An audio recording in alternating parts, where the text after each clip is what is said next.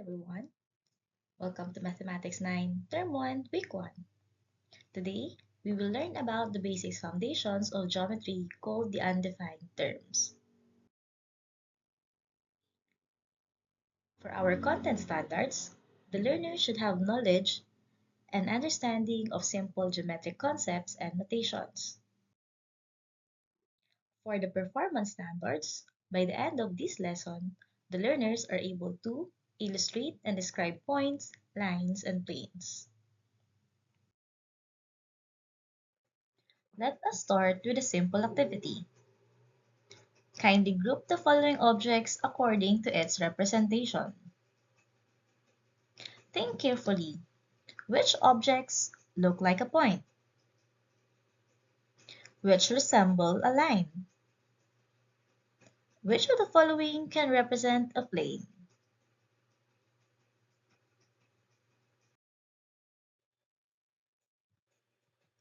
If these are your answers, very good.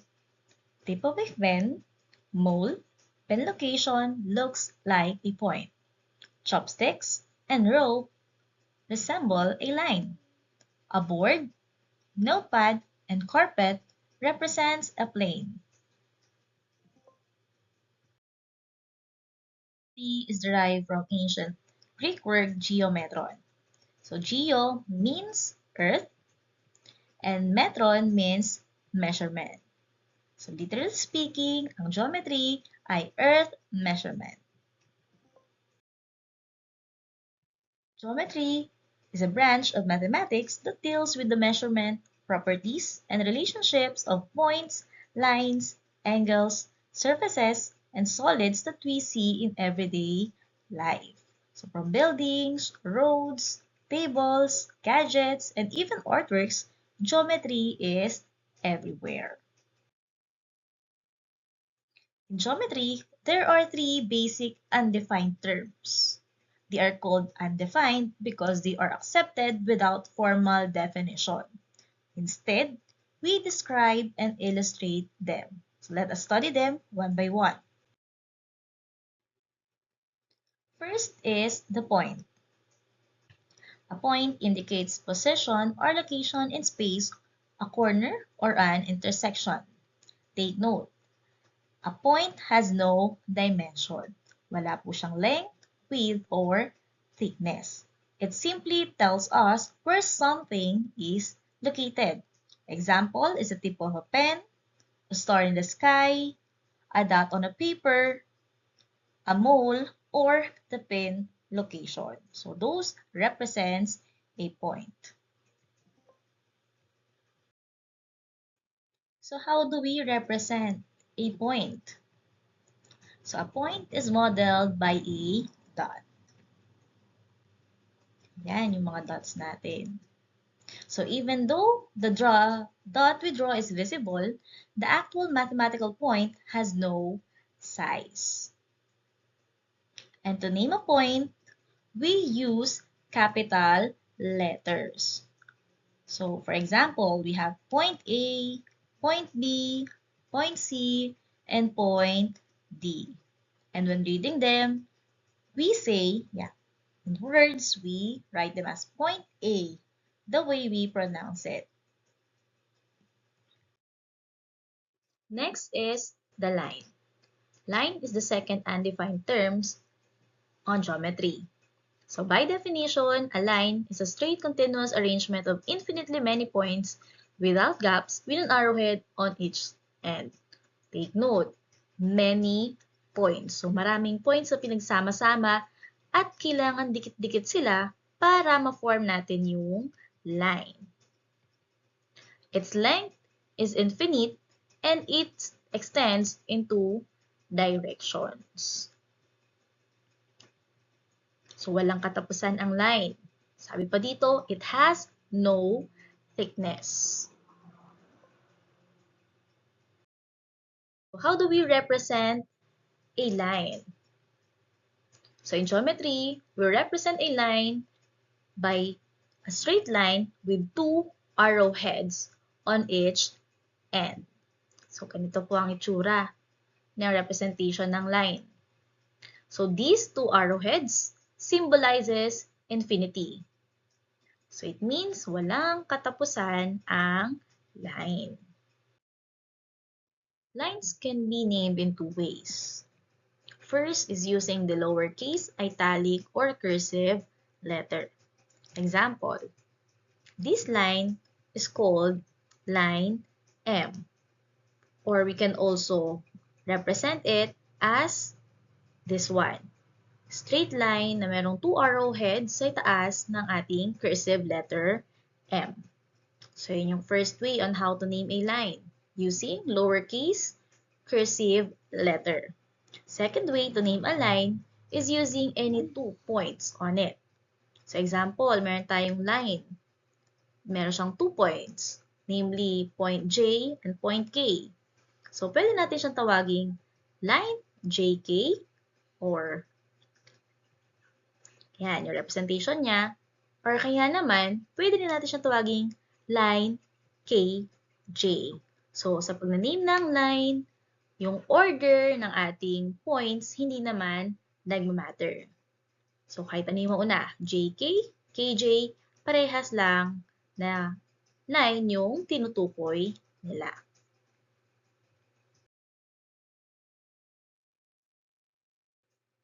The third undefined term is the plane. So by definition, a plane is a flat surface. It has 2 dimensions. We have the length and width, and this extends on all directions. A plane also has no thickness. So examples of a plane, wall, tabletop, sheet of paper, a board, carpet, or yung notepad.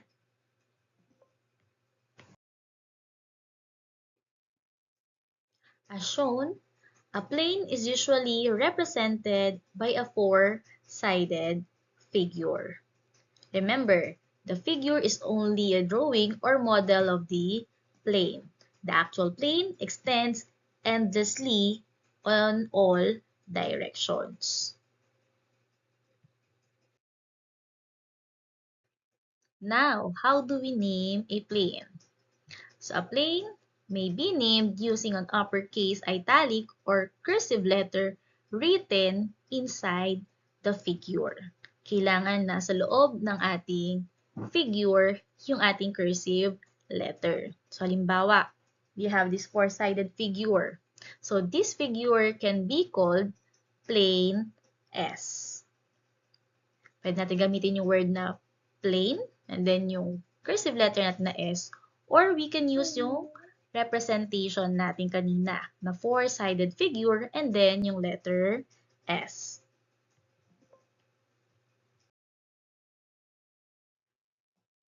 A plane can also be named using any 3 points that are not on the same line. So why 3 points? Because these 3 non-collinear points determine exactly one plane. So let's have an example. So aside from plane S, we can also call this plane as plane A, B, C. So point A, point B, and point C, they are non-collinear points. They are not lying on the same line. So aside from plane ABC, you can also name it as plane ADC, plane DCB. Any 3 points on the plane can be used to name it.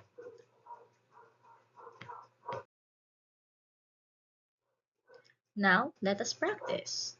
Identify the point, line, and plane in the given figure.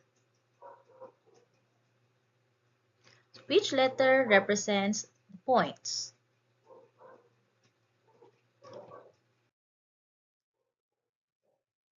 Point J, point C, and point S. How about the line? We have line N. How about our plane? We have plane R.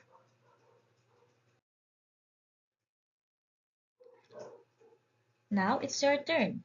Answer activity 1. Tell whether the object is a representation of a point, line, or plane.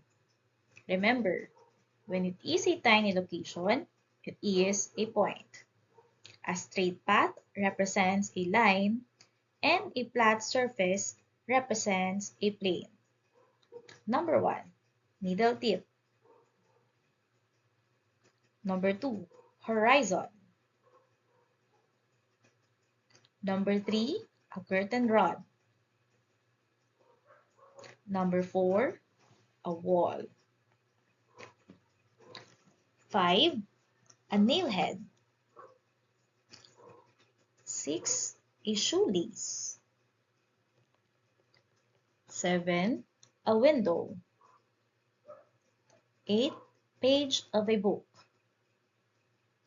9, edge of a ruler.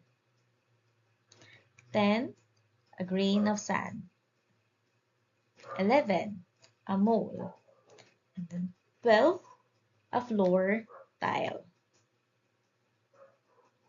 For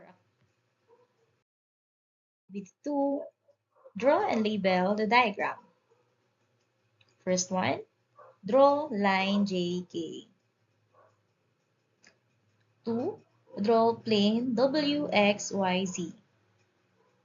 3, draw plane M.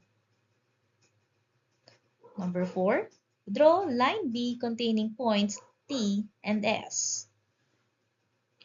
Number 5, draw point C contained in plane X. Number 6, draw line CD on plane B and point E not on the plane.